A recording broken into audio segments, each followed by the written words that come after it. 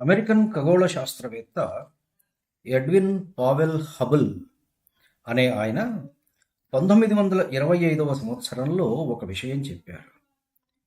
అది ఏమిటంటే విశ్వము విస్తరిల్లుతున్నది అని.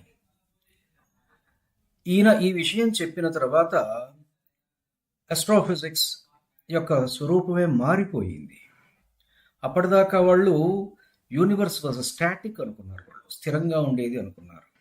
కానీ ఇప్పుడు ఎక్స్పాన్షన్ ఉన్నది, యూనివర్స్లో ఎక్స్పాండ్ అవుతున్నది అని నేను చెప్పాను. ఇక్కడ ఎక్స్పాండ్ అవుతున్నది అంటే మనకు మన భారతీయ ఆధ్యాత్మికతలో ఒక కాన్సెప్ట్ ఉన్నది, బ్రహ్మము అని. బ్రహ్మము అంటే బ్రహ్మణ శక్తి ఉన్నది, అంటే వ్యాపించే శక్తి ఉన్నటువంటిది, అనగా విస్తరించే శక్తి ఉన్నటువంటిది, అది బ్రహ్మము. మరి విశ్వం కూడా విస్తరించేటువంటి శక్తి ఉన్నదే కదా. సో విశ్వం అన్నా బ్రహ్మం అన్నా ఇప్పుడు ఒకటే అనే విషయం మనకు అర్థమైంది. మనకు అంటే పాశ్చాత్యులు నిజంగా వాళ్ళు భారతీయ తత్వచింతనను అర్థం చేసుకోవాలి అయినటువంటి ఆలోచన ఉన్నవారైతే వారికి ఈ రెండు కూడా అర్థమవుతాయి. విస్తరిల్లటము అంటే ఏమిటి? పని జరుగుతున్నట్లే కదా, ఏదో ఒక పని జరుగుతున్నట్లే కదా. అంటే కర్మ జరుగుతున్నట్లే కదా. ఈ కర్మ ఎక్కడి నుంచి పుట్టింది? బ్రహ్మం నుంచి పుట్టింది అనే కదా అర్థం. మరి ఈ విశ్వము లేదా బ్రహ్మం ఎప్పుడు పుట్టింది? దేని నుంచి పుట్టింది? దేని నుంచి పుట్టినది అంటే నాశనము కాని దాని నుంచి పుట్టినది అనే సమాధానం వస్తుంది. మనం సైన్స్లో ఒక సూత్రం చదువుతూ ఉంటాం, శక్తిని పుట్టింపజేయలేము మరియు నశింపజేయలేము అని. కానీ శక్తిని పదార్థం శక్తిగా రూపాంతరం చెందుతుంది. Law of conservation of energy అంటే శక్తి నాశనము లేనిది, అంటే క్షరము కానిది అని అర్థం.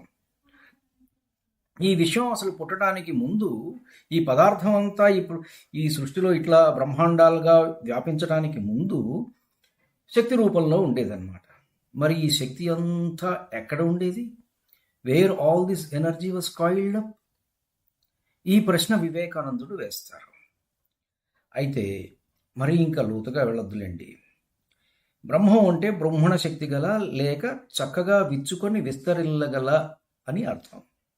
తైత్తరీయ ఉపనిషత్తులో ఒక మాట, సో కామాయత బహుశ్యాం ప్రజాయేతి అంటూ వస్తుంది.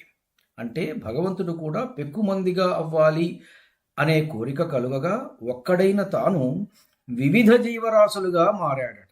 వివిధ ఆత్మవత్ సర్వభూతాని అన్నాడు కదా, సర్వభూతాని చాత్మని. అదన్నమాట, తాను ఒక్కడే అన్ని రకాల జీవరాశులుగా మారాలి అనేటువంటి కోరికతోటి మారాడట. అంటే విస్తరిల్లాడు అని అర్థం. వివేకానంద స్వామి ఒక మాట చెప్తారు, expansion is sign of life. ఒక చిన్న మాటే కానీ ఎంతో అర్థం ఉంది దాంట్లో. Expansion is sign of life అంటే జీవించి ఉన్నది అని చెప్పడానికి అర్థం ఏమిటయ్యా అంటే అది ఎక్స్పాండ్ అవుతోంది అని అర్థం. ఇప్పుడు మనం భగవద్గీతలోని ఒక శ్లోకం చూద్దాం. కర్మ బ్రహ్మోద్భవం విద్ధి బ్రహ్మాక్షర సముద్భవం తస్మాత్ సర్వగతం బ్రహ్మ నిత్యం యజ్ఞే ప్రతిష్ఠితం. కర్మ బ్రహ్మము నుండి పుట్టినది, బ్రహ్మము నాశనము కాని దాని నుండి పుట్టినది. అందువలన సర్వము వ్యాపించి ఉన్న బ్రహ్మము ఎల్లప్పుడూ యజ్ఞమునందే ప్రతిష్ఠితమై ఉన్నది. ఎంత గొప్ప సైంటిఫిక్ రీజనింగ్ తోటి ఎంత చక్కగా చెప్పారో చూడండి. ఇది భగవద్గీత అంటే.